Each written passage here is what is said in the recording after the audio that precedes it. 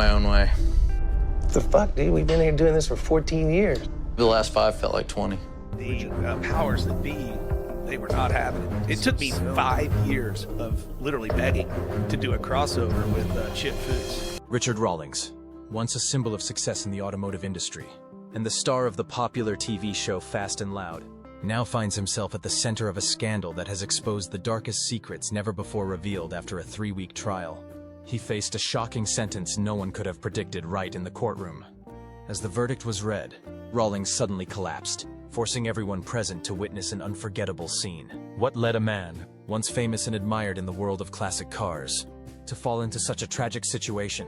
The dark secrets behind Gas Monkey Garage and Fast and Loud have now been exposed, revealing not only financial fraud, but also a large-scale conspiracy to defraud the classic car industry. From a symbol of success, Rawlings now faces an irreversible downfall.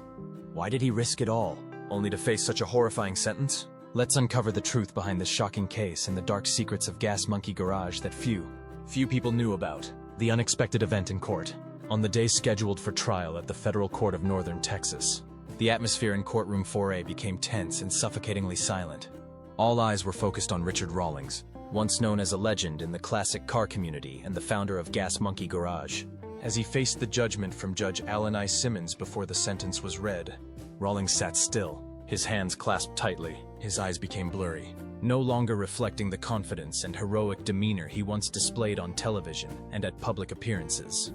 The image of a man who dared to face any challenge had now given way to tension and anxiety, almost unrecognizable. The 3-week trial had been so tense that everyone in the room could feel Rawlings' anxiety. He had previously been a model of success, a man of adventure with classic cars, but now all he could do was sit silently, looking at the court's bulletin board, waiting for the verdict to be delivered. As Judge Simmons began reading the sentence, the atmosphere in the courtroom became heavy, with no sound except the distant ticking of a clock. Everyone knew this was the decisive moment, not just for Rawlings, but for everything he had built over the year. After a few minutes of reading the verdict, the judge announced the result. Richard Rawlings was found guilty of all charges, including fraud through wire transfers, mail fraud, conspiracy to defraud, and tax evasion. The court sentenced him to 15 years in prison with no possibility of parole for the first 10 years. On top of that, Rawlings was ordered to pay a financial fine exceeding $26 million, a colossal amount that would not only ruin his reputation, but also plunge him into an irreparable financial downfall. When this announcement was made, Rawlings' reaction was not what anyone had expected. He did not speak out in protest, nor did he offer any defense. He simply collapsed, his eyes blurry, his body lacking strength. Suddenly, in a moment that no one in the courtroom had time to process, Rawlings slumped forward onto the desk. The sound of his heavy breathing, followed by the noise of his face hitting the desk, created a horrifying sound. It took several seconds for those present to react. His lawyer, James Westfield, immediately called for medical assistance. Medical personnel rushed in, while security staff quickly cleared the area to ensure safety. This scene left everyone in the courtroom stunned, unable to believe what had just occurred. The reactions from the people present ranged from shock, including reporters, court staff, and even Rawlings' friends and family. Even his longtime close friends, such as Dennis Collins, could do nothing but watch from a distance, worried but unable to approach. As medical personnel carried Rawlings out of the courtroom, no one could have imagined that a man who had once been a symbol of success and progress could end in such a tragic way. There was no excitement, no applause, only a suffocating silence. A man who had built his empire from a career in the classic car industry now faced total collapse. The court and all those who witnessed this event were in shock.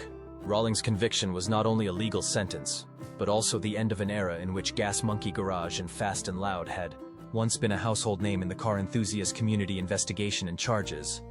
The collapse of Richard Rawlings in the courtroom was not only a shock for fans and followers of the show Fast and Loud, but it also marked a significant milestone in the criminal investigation into the shady business activities behind the glamorous facade of Gas Monkey Garage. Notably, the investigation did not begin immediately, but rather started accidentally through a routine tax audit at the end of 2023.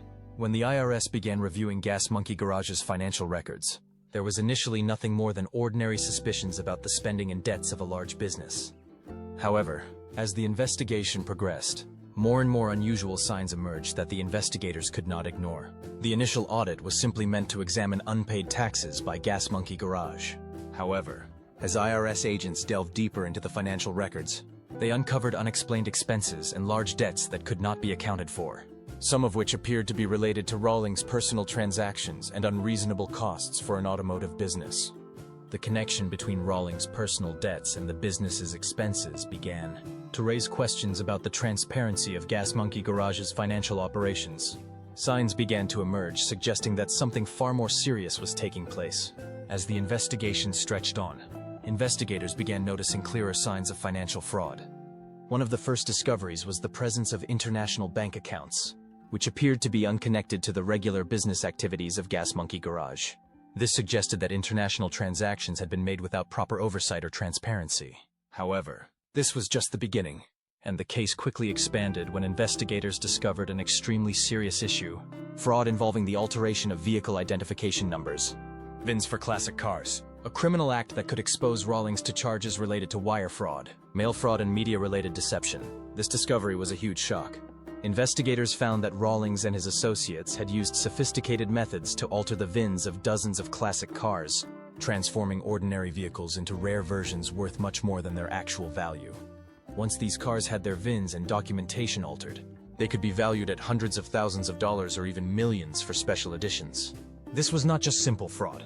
It was a systematic network of deception carried out over many years, involving numerous people. Prosecutors presented evidence in court that Rawlings had not only sold cars with fake VINs, but had also created fake histories for them, making them appear to be valuable classic cars.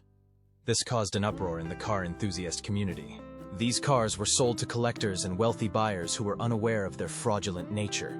One of the key pieces of evidence in the case was footage from Fast and Loud, in which Rawlings proudly showcased the rare cars he had found. These clips were used by the prosecutors to demonstrate that Rawlings had exploited his fame and reputation in the automotive industry as a basis for these fraudulent actions. What made the case even more complicated and noteworthy was the involvement of automotive experts and witnesses from classic car auctions who provided crucial evidence.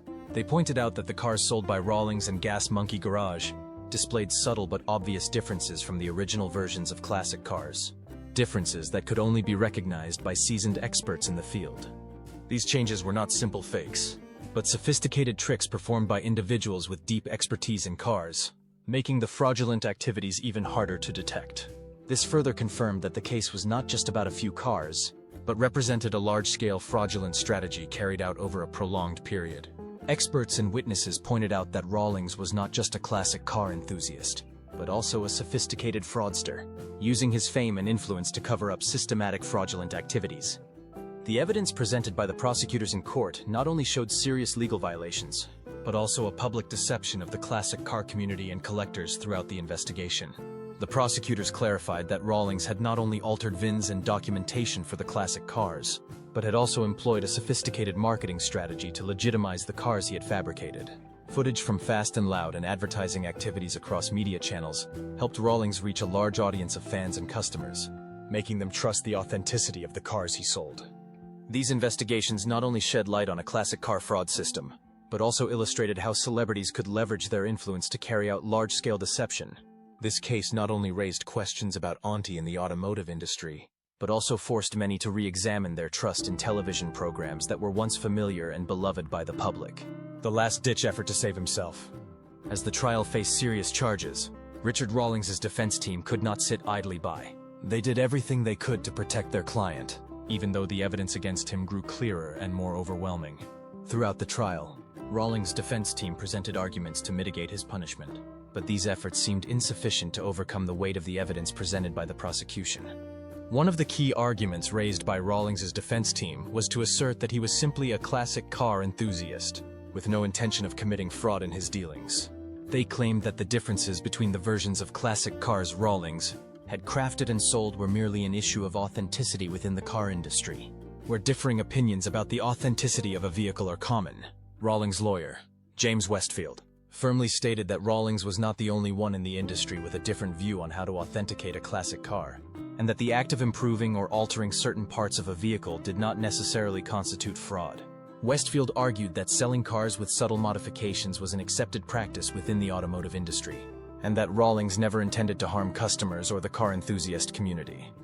The defense sought to portray Rawlings as a true classic car enthusiast, not a sophisticated fraudster, as the prosecution had painted him. Westfield even emphasized that Rawlings had built his career on honesty and a commitment to restoring classic cars with integrity. He argued that Rawlings had never intended to deceive his customers, and all the actions in question were mere mistakes in the process of authentication, not part of a deliberate fraudulent scheme. However, the defense's arguments failed to convince the jury, while Rawlings' defense team attempted to clarify the complexities of the classic car industry and how the values of cars are assessed. The prosecutors quickly dismissed all of these points. Prosecutor Daniel Keller pointed out that altering VINs and documentation of classic cars was a clear illegal act, and there was no justification for these actions. He emphasized that Rawlings had used sophisticated tricks to forge the cars, thereby causing significant harm to collectors and wealthy buyers who trusted his credibility. The prosecution presented a very different picture of Rawlings. They argued that Rawlings was not just a classic car enthusiast, but a deliberate fraudster, using the Fast and Loud show to market counterfeit cars. Prosecutor Keller even claimed that Rawlings had exploited his fame from television to create an authoritative image for the cars he sold, making customers believe they were purchasing truly valuable vehicles, while in reality these cars were simply altered, counterfeit versions. Additionally, the prosecutor highlighted that Rawlings' use of media and advertising channels to inflate the value of his forged cars was a systematic act of deception. Footage from Fast and Loud, in which Rawlings proudly showcased the rare cars he had found, became a crucial piece of evidence. These clips not only served as proof of Rawlings' deception in his work, but also showed how he had exploited public trust and used his influence to carry out fraudulent activities. One of the most impactful aspects of the trial came from the testimony of witnesses' former employees, who had worked directly with Rawlings at Gas Monkey Garage.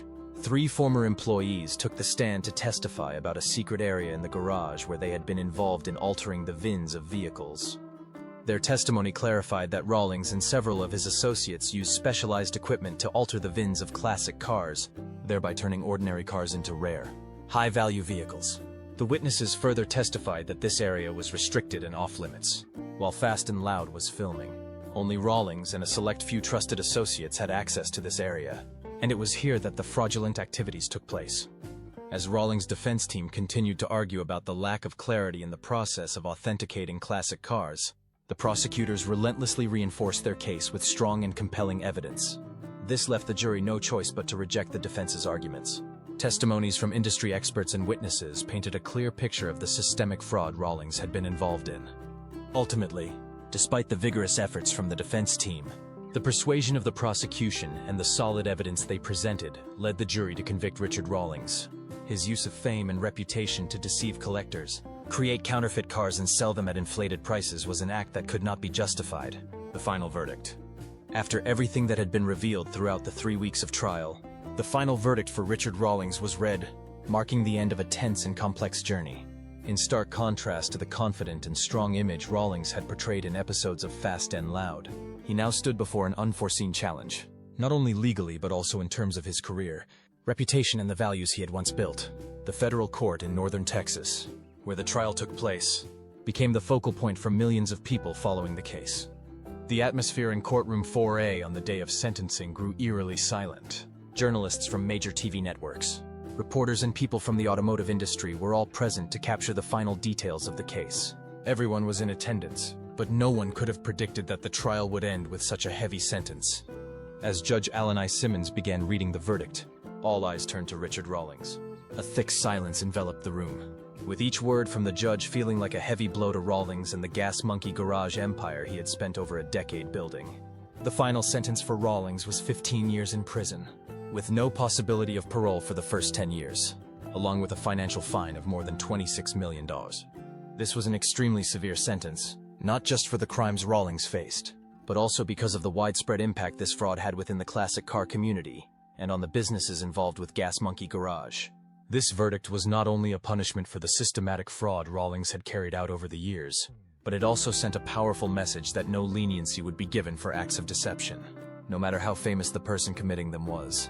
This marked not only the collapse of an individual, but also the collapse of a public image that had been carefully crafted over many years.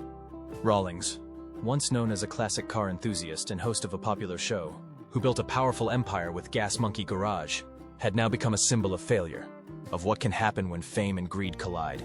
Before his conviction, Richard Rawlings had been a major influence in the classic car community and the world of reality television. He was known not only for his ability to restore and repair classic cars, but also for his strong, decisive style and confident demeanor throughout the episodes of Fast and Loud. The show had brought him into the homes of millions of fans who followed his journey of car restoration. For many, Rawlings was not just a celebrity, but also a role model for passion and success. However, this scandal upended everything Rawlings had built over the past decade. His image, once a beacon within the car community, was now nothing more than a shadow of its former self. As the verdict was read, an eerie silence overtook the courtroom. Everyone present at the court understood that it wasn't just Rawlings who would face irreversible consequences. Gas Monkey Garage and Fast and Loud would also have to confront the fallout from this scandal. This was not only the end of a television show, but also the end of an empire built on the trust and belief of fans. Immediately following the announcement of the verdict, Discovery Channel, which aired a month, Fast and Loud issued an official statement expressing shock and disappointment at the verdict handed down to Rawlings. The channel promptly announced that it would be removing all episodes of Fast and Loud from its platform for a full review of the program. They also declared that they would be re-examining all content related to Rawlings and the show to ensure that no fraud or misinformation had been broadcast over the years. They also declared that they would be re-examining all content related to Rawlings and the show to ensure that no fraud or misinformation had been broadcast over the years. Wide-ranging impact on the classic car community. The case of Richard Rawlings not only shattered his personal reputation, but also had a profound impact on the classic car community who had long trusted and admired Gas Monkey Garage for many years. Fast and Loud had been an essential part of the lives of classic car enthusiasts, and Gas Monkey Garage had become a symbol for restoring and recycling vintage cars. For car lovers, the show offered not just entertainment, but also valuable information on how to repair and restore classic cars. However, after the classic car fraud scandal was exposed, the classic car collecting community began to realize that many of the cars sold through Gas Monkey Garage might have been counterfeit. This sparked a wave of dissatisfaction within the community, with many feeling deceived by someone they had once revered. For those who had spent hundreds of thousands, even millions of dollars on cars from Gas Monkey Garage, this was a huge shock. Not only had they lost the money they spent, but they also lost their trust in the very industry they loved. The issue was even more serious because these cars were not just collectibles. For classic car collectors, these vehicles were not just assets, but works of art carrying historical and cultural value. When it was revealed that the cars might have had their VINs and documentation altered to fake their value, many felt betrayed. Trust in classic car suppliers, especially famous figures like Rawlings, was shattered, raising the question of whether the classic car industry could ever regain the trust it had lost. This incident also raised questions about the authenticity standards within the classic car industry. Auction houses and experts in the field were forced to reconsider all their car verification processes to prevent similar incidents in the future. Classic car auction companies began to revise their authentication procedures, requiring that all documentation and paperwork be more thoroughly checked. Some companies even introduced stricter VIN verification measures to ensure that the cars sold were legitimate and not fraudulent, like those in Rawlings' case. The impact of this case extended beyond just car collectors. It also affected the value of many other classic cars within the community. This incident raised concerns that many cars, even if not sold by Rawlings, could still be suspected of being inauthentic, thus reducing the value of the entire classic car market. This created a huge shock in the industry, as collectors and investors began to approach their car purchases with more caution. Gas Monkey Garage, the brand that Rawlings had built over more than a decade, could not avoid severe decline after the fraud scandal was uncovered. Not only Gas Monkey Garage, but also other businesses associated with Rawlings, such as the Gas Monkey Bar and Grill chain, faced significant financial and reputational challenges. Within 24 hours of the verdict being announced, Gas Monkey Garage was hit with a media storm in an attempt to limit the damage. Gas Monkey Garage decided to undertake an emergency rebranding. All Gas Monkey signage, from logos to brand images, was removed from stores and business locations. Partner companies and service providers began to suspend their partnerships with Gas Monkey Garage, while former customers turned their backs on the brand. This not only affected revenue, but also significantly diminished the brand value that Gas Monkey Garage had once held, which had been a symbol in the automotive industry and the world of classic cars. Moreover, the Gas Monkey Bar and Grill outlets, a part of Rawlings' business empire, were also severely impacted. These restaurant chain, known for their Gas Monkey Garage-themed decor, were affected by the scandal as well. According to some restaurant staff, Customer numbers plummeted immediately after the scandal broke, and many customers demanded refunds for services already rendered. Some outlets had to close, while others struggled to keep operations going. This created financial difficulties and left employees in the Gas Monkey bar and grill system facing job loss and uncertainty. One of the most severe consequences for Gas Monkey Garage and Rawlings was the loss of relationships with partners and customers. While classic car collectors felt deceived, business partners of Gas Monkey Garage, from auto parts companies to insurance firms, became worried about the authenticity of their transactions with the garage. This created a wave of distrust not only within the classic car community, but also in the business partnerships of Gas Monkey Garage. Richard Rawlings' fraud scandal did not only affect the classic car industry, but also had a far-reaching impact on the reality television industry. Fast and Loud, once a symbol of success and creativity in the classic car field, faced an irremediable crisis. Discovery Channel's decision to remove all episodes of Fast and Loud caused the show to lose a large portion of its audience and forced the reality television industry to face criticism about how these programs may have misled the public. For a show like Fast and Loud, where classic cars were introduced and restored in every episode, viewers had become immersed in the colorful and exciting world of the automotive industry. However, when Rawlings' scandal was exposed, it not only undermined the authenticity of the show, but also raised significant doubts about all reality TV shows that involve the faking or creating of situations. This could lead to a crisis of trust in reality television, forcing viewers and producers to reconsider the ethics and transparency of how these shows are produced after the long, intense trial. Richard Rawlings' case finally concluded, marking the collapse of an empire that he had spent a decade building. Richard Rawlings, once the founder of Gas Monkey Garage and host of Fast and Loud, was no longer the person the public had admired. His life, from his career to his finances and reputation, was now in crisis, with no possible way to recover. However, this scandal was not just a story about one man committing a crime, but also a great lesson for anyone who builds a brand based on public trust. One of the biggest questions people had after the verdict was read was why risk it all for a sophisticated act of fraud? Richard Rawlings was not the first person in the automotive or television industries to get caught up in scandal, but this case raised many questions about the authenticity of reality television shows, television stars, and their influence on shaping public images. Rawlings was once a symbol of success and passion for classic cars, but ultimately it was his greed and desire to push beyond limits that led to his downfall. Looking at this from a broader perspective, the scandal also made people reflect on the world of classic cars and their authenticity. For classic car enthusiasts, the value of a car is not only determined by its exterior beauty, but also by its history, authenticity, and origin. This fraud not only shattered the trust in a popular TV show, but also harmed the credibility of the classic car industry. Those who had purchased cars from Gas Monkey Garage, especially those who spent large sums of money on cars that were supposed to have historical value, now faced immense disappointment when they realized they had been deceived all along. The downfall of Rawlings was not only the result of a fraud case, but also the end of an era in the classic car industry.